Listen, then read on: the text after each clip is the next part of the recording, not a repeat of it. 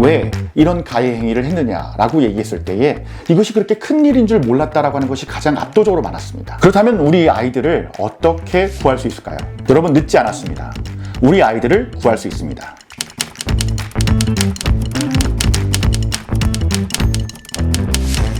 안녕하세요. 소셜 프로파일러 정진입니다. 오랜만에 인사를 드립니다.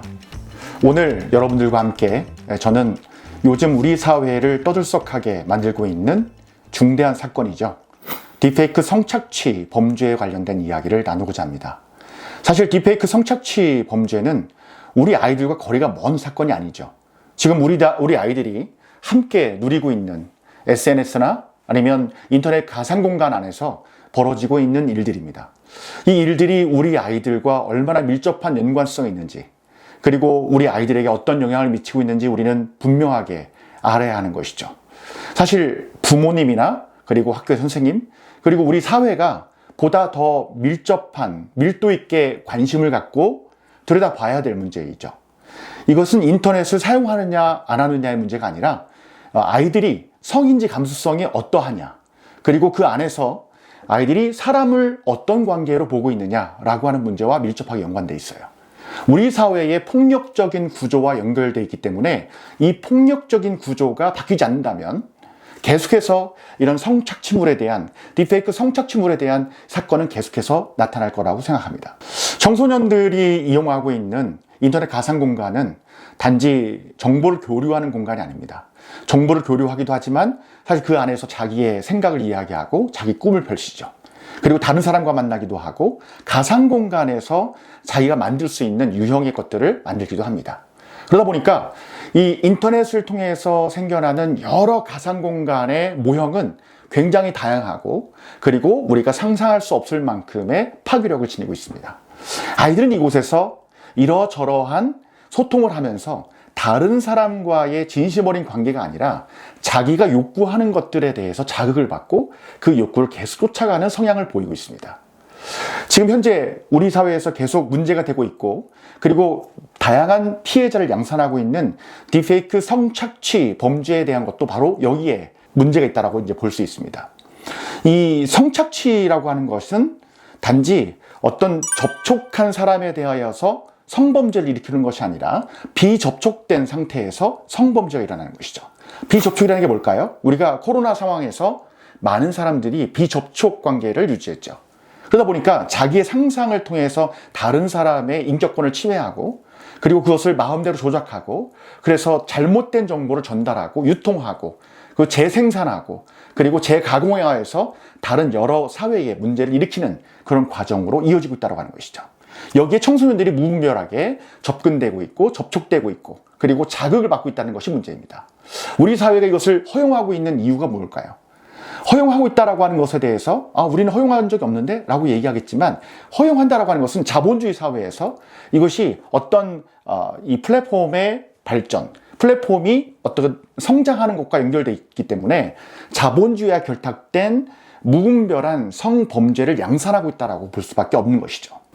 2022년에 발표된 여성가족부의 보고를 보면 성착취물에 의해서 피해를 입은 평균 연령이 14.1세로 나와 있습니다. 4명 중에 1명, 13세 이하도 굉장히 많은 것이죠. 그리고 가해자의 분포를 보면 성착취물을 만들고 제작하고 유포하고 또 그걸 재생산하는 그런 친구들의 연령도 대부분 중학생 정도의 나이대로 나타나고 있습니다. 이 친구들이 대부분 가해 행위를 했을 때에 그 행위의 초점은 뭐냐면 이미지 형태로 범죄를 일으킨다는 것이죠. 이미지를 만들고, 이미지를 유포하고, 이미지를 조작해서 다른 사람의 인격권을 침해하는 일들이 계속 벌어지고 있습니다.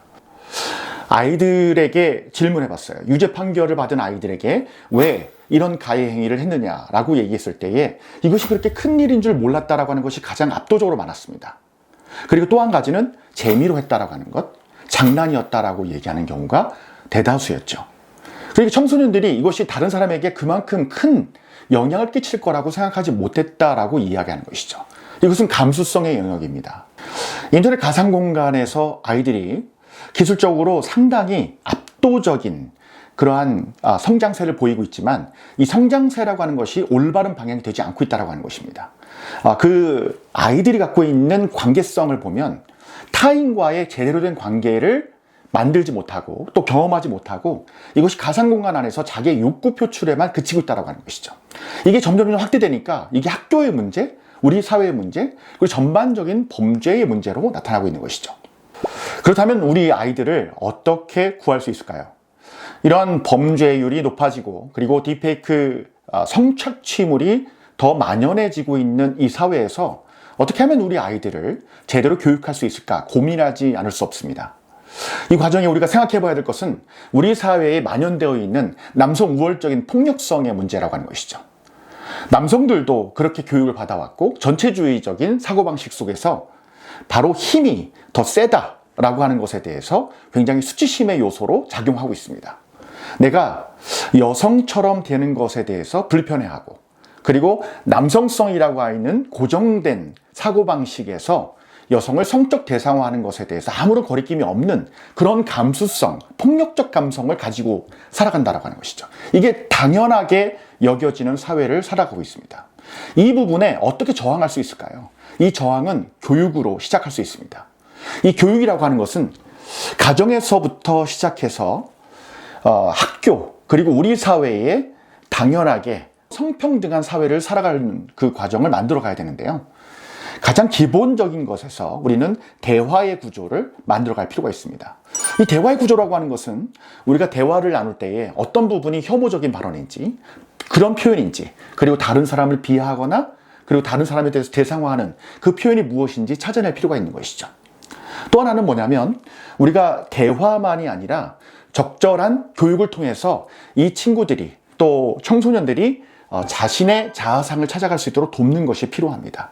우리가 여기서 체크해 봐야 될 것은 어떤 거냐면 이전에는 성범죄자, 접촉성 성범죄자 같은 경우에 다른 사람에 대하여서 성폭력을 행한 대인관계에서 발생한 일이었죠.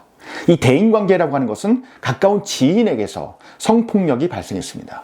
그러나 딥페이크 성범죄 같은 경우 성착취물을 만들 때는 그냥 가까운 지인이 아니라 내가 모르는 불특정 다수에게서 일어나고 있고 그 불특정 다수에게서 벌어진 것이 지인 그리고 다른 이웃 그리고 내가 모르는 사람들에 대한 성적 향유로 나타나고 있는 것이죠. 이것이 엄청나게 큰 문제로 대두되고 있습니다.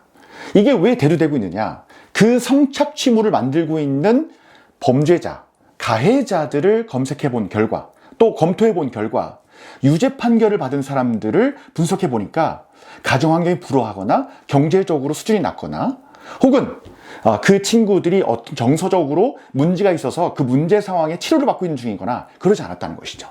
대부분 87%의 정도가 가정적으로 화목하다라고 표현했고 그리고 경제적으로 우위를 점하고 있었으며 그리고 모범생인 경우가 대다수였습니다. 청소년들이 이런 상황이라고 하는 것은 어떤 것이냐면 청소년들이 일상으로 경험하고 있는 이 상황이 바로 범죄와 아주 밀접하게 연결되어 있다고 하는 것입니다. 이 과정을 우리는 유심히 봐야 돼요. 정상이라고 생각하는, 모범생이라고 생각하는, 공부를 잘한다고 생각하는 그 지점에서 벌어지고 있는 범죄들. 이 범죄는 단지 역할의 문제가 아니라 심성의 문제, 그리고 감수성의 문제로 전이되고 있다고 하는 것이죠. 우리 아이들이 이 성범죄, 특히 디지털 성범죄, 그리고 딥페이크 성착취물에서 이 아이들이 빠져나오려면 적절한 교육이 필요하다고 말씀드렸습니다. 이 적절한 교육의 시작은 대화예요. 대화라고 하는 것은 진짜 관계를 누리도록 하는 것이죠. 가짜 관계가 가상 공간에서 일어나고 있는 거라면 진짜 관계라고 하는 것은 사람과의 관계, 그리고 자연 속에서, 그리고 변화를 느낄 수 있는, 우리가 사계절을 통해서 변화를 느끼지 않습니까? 변화, 감수성을 더 증대할 수 있는 그 공간 안에서 계속 아이들이 자라날 수 있도록 도와야 된다고 하는 것이죠. 첫 번째가 가장 쉽게 도전할 수 있는 것, 가장 쉽게 우리가 찾아갈 수 있는 것이 바로 대화입니다. 두 번째는 자연으로 초대하는 겁니다. 자연으로 초대한다는 것은 매번 캠핑을 가라는 말씀이 아니죠. 하늘을 쳐다보기도 하고, 그리고 나무를 만져보기도 하고요. 그리고 들에 피어있는 꽃이나 풀의 냄새도 맡아보고요. 여러 가지의 환경적인 조건 안에서 우리가 할 수 있는 일들은 굉장히 많습니다. 이걸 다 학교에 맡겨둘 수는 없어요. 부모와 자녀 사이에 일어날 수 있는 여러 가지 대화의 과정이 자연과 결합될 수 있도록 만들어가는 것 너무나 중요합니다. 아이들이 가짜 관계에 대해서도 분명하게 알아야 되는데요. 이 가짜 관계라고 하는 것은 없어질 것들이에요. 인터넷 가상 공간 안에서 아이들이 만나고 있는 여러 이미지들은 없어질 것들이라는 것이죠. 여러분, 쇼츠를 계속 본다고 해서 내가 대인관계가 늘어날까요? 내가 어떤 인터넷 플랫폼에서 사용하고 있는 여러 아바타들이 다른 사람과의 관계력이나 내 자아를 성장시켜주지 않습니다. 이것은 1년 후 혹은 내일이라도 없어질 가능성이 있는 것이죠. 내가 자녀들이 우리가 이 세계에서 뿌리박고 살아가는 데 있어서 이 변화를 느끼고 관계성을 성장시켜 나가는 데 도움이 되지 않는 것들이 굉장히 많습니다. 그러면 어떻게 해야 도움을 받을 수 있을까라고 자꾸 생각해 봐야 되는 거예요. 가짜 관계라고 하는 것을 돌려 세우려면 우리는 아날로그에서 취했던 이 관계망을 다시 생각해 봐야 된다는 것이죠. 아날로그적 관계에 대한 부분들을 이야기할 때에 가장 많이 이야기하는 게 뭐냐면 내가 몸을 움직이는 거예요. 몸을 움직이면서 뇌를 활성화하고 인터넷 보면서 핸드폰 보면서 게임하면서 뇌가 활성화되는 것이 아니라 뇌가 멈춰 있죠. 그러다 보니까 그 독성을 빼내기 위해서는 몸을 움직이는 겁니다. 운동하고 활동하고 그리고 내가 활자를 읽어서 내가 독서하고 그리고 그림을 그리고 음악을 듣고 예술활동에 참여하고 스포츠 클럽에 같이 함께 참여해서 내가 계속해서 나의 몸을 움직여서 참여하고 생각하고 나누고 이 감정선에 있는 것을 내가 나눌 수 있는 이 공간을 만드는 것 굉장히 중요하다라는 것이죠.